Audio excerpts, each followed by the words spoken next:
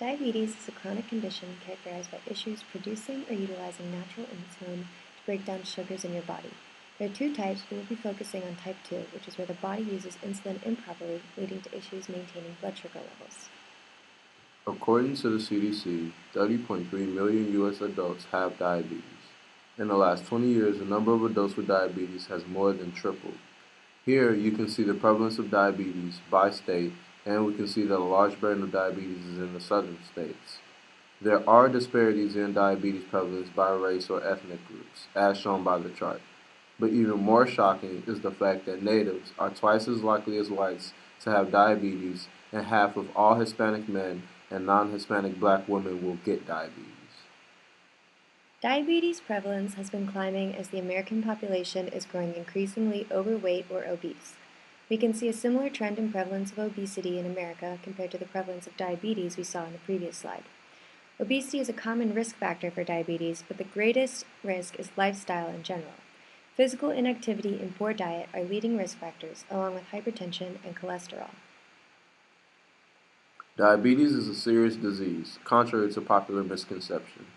It is a lifelong condition that can lead to serious complications, such as heart disease, stroke, kidney failure, late onset blindness, and even death.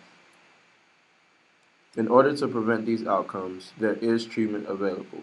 Patients with diabetes will need lifelong medical care through continuous primary care visits and monitoring blood glucose and applying insulin injections.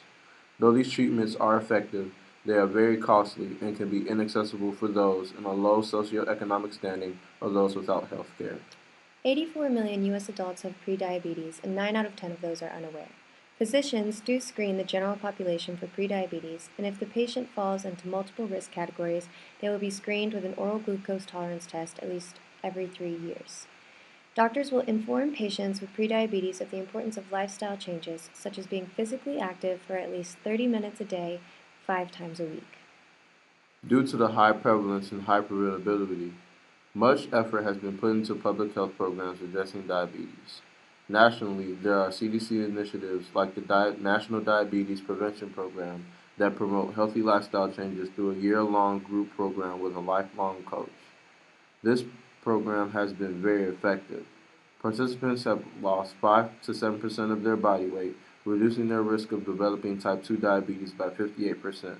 The National Diabetes Education Program works in collaboration with the NIH, CDC, and more than 200 public and private organizations to increase educational outreach and provide patients and physicians with free resources.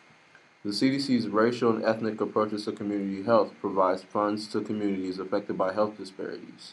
This program has addressed diabetes by providing mobile fresh fruit stores, building grocery stores in food deserts, and on a local scale, even eliminating whole milk from the Bronx school district. The CDC Division of Nutrition, Physical Activity, and Obesity works with state and local health departments, nonprofits, universities, and communities to increase access to good nutrition and physical activity. Locally, the Live Well San Diego Healthy Works program is working to prevent obesity, diabetes, heart disease, and stroke by improving food and beverage standards, creating more walkable communities, and improving workplace wellness. Their nutrition education and obesity prevention program focuses specifically on SNAP-eligible communities using education and environmental changes to empower the population to consume healthier foods and be more physically active.